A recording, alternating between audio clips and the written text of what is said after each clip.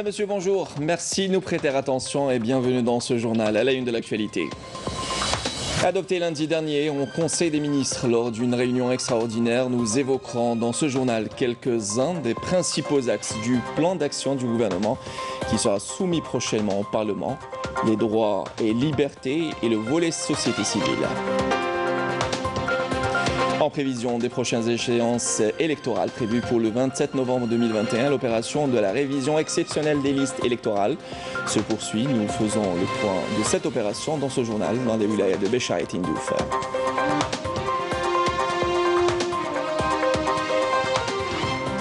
Et le nombre de contaminations à la Covid-19 est au plus bas depuis le début de la troisième vague avec 313 personnes testées positives. Ceci n'est pas synonyme de relâchement et d'ailleurs l'opération de vaccination se poursuit comme c'est le cas à Tindouf, une campagne qui touche le secteur de l'éducation. Bienvenue à vous tous. Tout d'abord, le président de la République, Abdelmadjid Tebboune, a procédé à un mouvement partiel dans le corps des présidents et procureurs généraux près les cours de justice et des présidents et commissaires d'État près les tribunaux administratifs, indique un communiqué du ministère de la Justice. Conformément aux dispositions de l'article 92 de la Constitution et des dispositions de l'article 49 de la loi organique portant statut de la magistrature, le président de la République, Abdelmadjid Tebboune, a procédé à un mouvement partiel dans les corps des présidents et procureurs généraux près les cours de justice et des présidents et commissaires d'État près les tribunaux administratifs. Ce mouvement vise à insuffler une nouvelle dynamique au fonctionnement des juridictions et à promouvoir leur rendement en adéquation avec les mutations nationales en cours. Et ce, à travers la nomination des compétences judiciaires ayant fait leur preuve dans la magistrature. La consolidation de l'état de droit et la rénovation de la gouvernance figurent parmi les principales préoccupations inscrites dans le plan d'action du gouvernement pour la mise en œuvre du programme du président de la République, qui sera soumis au débat et approbation prochainement au Parlement.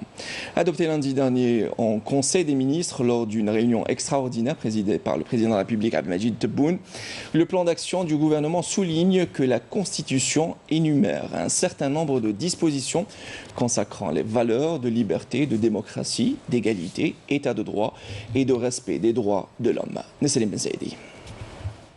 La consolidation d'un état de droit basé sur le dialogue et la concertation pour l'émergence d'une société civile libre et responsable figure parmi les principales préoccupations inscrites dans le plan d'action du gouvernement qui prévoit la révision d'un ensemble de textes législatifs tendant à assurer aux citoyens un exercice plein de leurs droits et libertés, en commençant par la liberté de réunion et de manifestation, la sécurité des personnes et de leurs biens, la promotion du mouvement associatif et l'exercice de l'activité des partis politiques. C'est un programme qui touche au quotidien du citoyen algérien avec une vision programmatique. Ce plan d'action prévoit la révision d'un ensemble de lois et de textes législatifs relatifs au travail du mouvement associatif, l'activité des partis politiques. Il s'agit là d'une application de ce qui a été consacré par la Constitution. La liberté de la presse et des médias, un volet important dans le programme du Premier ministre Ayman Ben Abdelrahman, un programme qui vise à garantir la liberté d'expression dans le respect de l'éthique et de la déontologie, un exercice qui garantira l'émergence d'une société civile dynamique et engagée. Il est temps que des lois soient promulguées pour réguler le travail des médias. Ces lois garantissent le droit de l'information pour tous les citoyens. Elles permettront aux médias de s'exprimer et d'informer librement.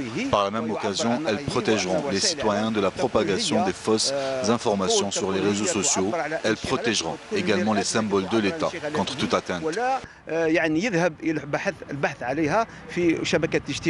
Consolider un état de droit, établir une bonne gouvernance basée sur les principes de la transparence et de la liberté d'expression figure parmi les priorités du gouvernement qui s'attelle également à garantir l'unité nationale et rompre avec les pratiques du passé entachées notamment par la corruption. Et autre plan d'action du gouvernement consacré au travail bénévole et à la société civile. À ce propos, dans l'amendement constitutionnel du 1er novembre, le terme société civile est mentionné 6 fois dans le document et dans le préambule, les détails avec Ahmed Khairdine et commentaire Yasmine Saudi.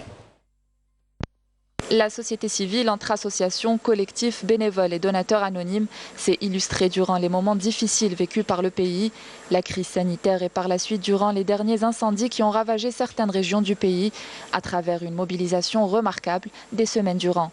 Anis, engagé auprès des scouts musulmans, est un exemple vivant de ce que jeunesse et esprit de citoyenneté exacerbé peut fournir comme résultat. Nous sommes continuellement sur le terrain dans de multiples actions de solidarité et de bénévolat, car nous croyons en notre cause et que l'Algérie doit être bâtie avec la contribution de tous. Les jeunes Algériens doivent s'engager dans le travail associatif et dans la vie sociale et publique de façon générale pour avoir une dynamique sociale effective. La société civile a toujours su s'organiser et se mobiliser rapidement pour répondre à l'appel de la patrie. Elle est une partie indissociable de l'équation de la démocratie participative. Plusieurs actions de solidarité initiées par les jeunes sont soutenues par les plus anciens membres des scouts musulmans, mais aussi plusieurs adhérents actuels à travers des projets et des actions sur le terrain sous le slogan « Promotion de l'esprit de citoyenneté des jeunes », car pour nous, la véritable citoyenneté se traduit par les actions et non des paroles uniquement. Les scouts musulmans font un travail remarquable qui prouve leur amour pour le pays. Toutes les facilitations constitutionnelles, notamment avec le plan d'action du gouvernement, ont été mises en place au profit des jeunes qui jouent un rôle de grande envergure dans la société civile. Notre rôle en tant qu'association est d'être au plus proche du citoyen. Nous avons remarqué qu'il y avait une plus grande prise de conscience que nous avons enregistrée lors de la pandémie, mais aussi les incendies qu'a connus le pays. Nous avons pu voir une grande solidarité des Algériens avec les caravanes de solidarité envoyées spontanément vers les régions sinistrées. Dans l'amendement constitutionnel du 1er novembre, le terme société civile est mentionné 6 fois dans le document et dans le préambule pour la première fois dans l'histoire du pays, ce qui confirme l'engagement des hautes autorités à lui accorder sa place naturelle et méritée dans le plan d'action du gouvernement. Elle se taille la part du lion également étant un partenaire dans toutes les actions entreprises par le gouvernement. Diplomatie à présent et dans une allocution prononcée lors des travaux de la session ordinaire du Conseil de la Ligue arabe au niveau ministériel. Aram Mamra, ministre des Affaires étrangères et de la communauté nationale à l'étranger, a affirmé hier jeudi depuis le Caire que certains pays s'allient à l'ennemi historique pour s'en prendre aux frères et s'attaquer directement aux voisins. Le chef de la diplomatie a précisé qu'une analyse de la situation fait comprendre que certains cherchent à s'attribuer des rôles influents dans la structure de l'ordre régional et international en établissant des alliances dangereuses dans l'unique but de réaliser des acquis immédiats au détriment des nobles objectifs du système de l'action arabe commune. Et en prévision du prochain rendez-vous électoral du 27 novembre 2021 consacré aux échéances locales, la révision des listes électorales se poursuit et au bureau réservé à cet effet, les citoyens sont nombreux à s'y rendre pour une inscription, une radiation ou un changement de résidence comme c'est le cas de Mohamed Belkhir, âgé tout juste de 21 ans dans la commune de L'Qnatsa. On fait le point dans les wilayas de Béchar et Tindouf de cette opération avec Badia Marni. Convaincu que voter est un droit constitutionnel et un devoir national, Mohamed Belkhir, âgé de 21 ans, s'est déplacé à l'APC de Qnatsa à Béchar pour s'inscrire sur les listes électorales. Je suis venu changer de résidence de Saïda à Béchar. J'ai été bien accueilli. Voter est un droit constitutionnel. J'appelle les jeunes à voter. Je suis optimiste quant au changement que pourraient apporter ces élections. Le jeune Mohamed n'a pas trouvé de difficulté à faire un transfert de résidence, et ce, grâce à la radiation automatique et à la mobilisation des agents de l'APC qui veillent à la réussite de l'opération de révision des listes électorales. La radiation à distance a facilité les choses aux citoyens et permet le déroulement de l'opération de révision des listes électorales dans de bonnes conditions. Dans la wilaya d'El Oued également, et plus précisément au niveau de la région frontalière Talab El Arbi, la révision des listes électorales est entamée. Je viens de m'inscrire sur la liste électorale. J'attends que les choses changent et que la jeunesse s'implique davantage. Tous les moyens humains et matériels sont mis en place pour un bon déroulement de l'opération et pour faciliter les inscriptions et les radiations à travers le territoire national, comme ici à Tindouf, où les citoyens affluent pour s'inscrire sur les listes électorales. Je souhaite que les jeunes participent en force à ces élections locales afin de choisir leur élu parmi les cadres pour gérer la prochaine étape avec rigueur. Il faut s'inscrire sur les listes électorales et aller voter pour un vrai changement. Qu'en pense la jeunesse de Tindouf de cette échéance électorale et quelles sont leurs attentes? Nous souhaitons que tout le monde aille voter pour plus de développement dans notre région. Nous voulons l'homme qu'il faut à la place qu'il faut. J'appelle tout le monde à voter pour créer le changement tant attendu.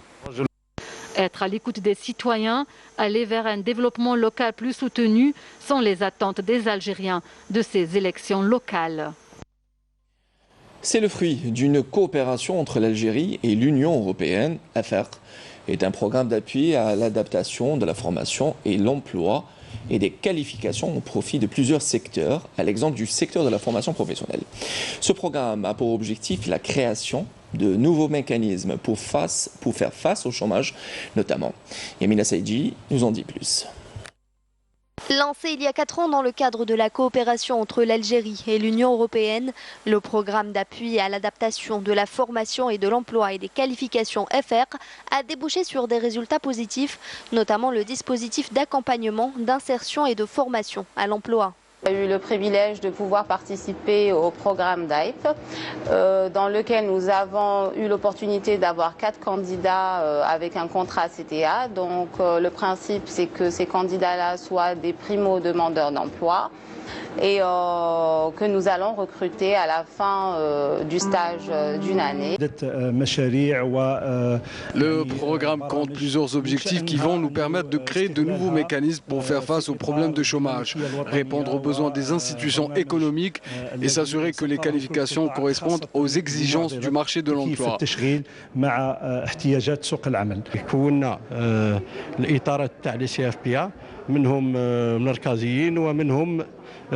في الولايات بيلوت درنا لهم un système d'information base de données concernant la gestion par le management de qualité d'un CFPA ملي يدخل المتربص حتى يخرج. بمعية الزملاء في AFER l'Union européenne.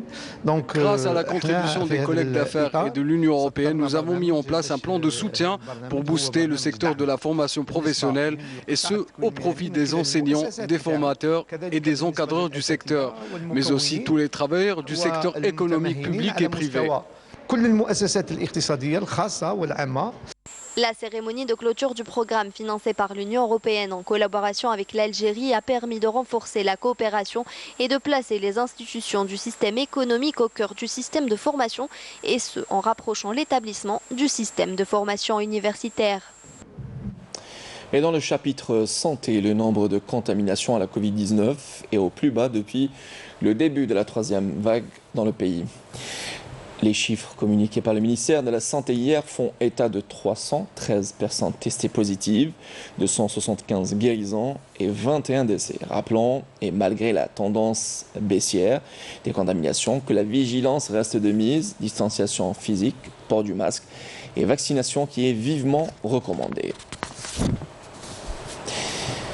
Pour une rentrée calme et sereine à Tindouf, une campagne de vaccination a débuté au profit des employés du secteur de l'éducation.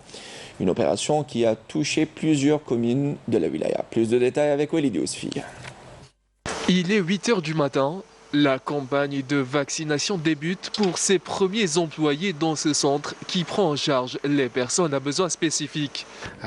Nous avons élargi cette opération pour englober la cellule de proximité chargée de sensibiliser les habitants des zones enclavées. Les parents des enfants inscrits au niveau des centres sont aussi concernés par cette opération de vaccination.